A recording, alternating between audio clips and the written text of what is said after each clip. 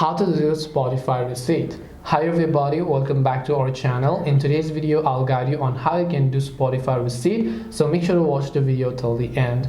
Now there could be two types of receipt that you're talking about. One is the receipt for your top tracks or top albums or whatever else. The other is the receipt for your payment and subscriptions for Spotify. To view either of these, we won't be able to do it from the Spotify app, so I want you to simply open up your browser, and then first of all, to get started with the first process, go to receiptify.herokuapp.com. I will also make sure to drop a direct link down in the description box below.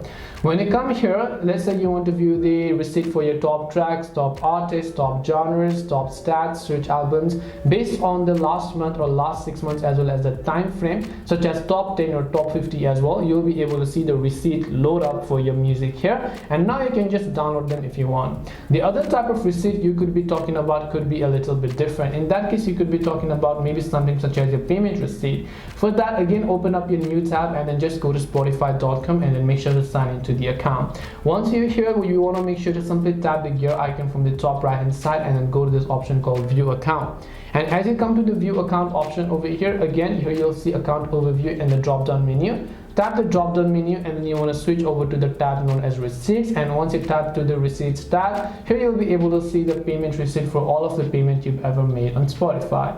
This way you'll be able to do a Spotify receipt. Hope this video was very helpful. If you have got any questions, then feel free to also leave them down below. Thank you very much for watching till the end of this tutorial, and see you soon in the next video.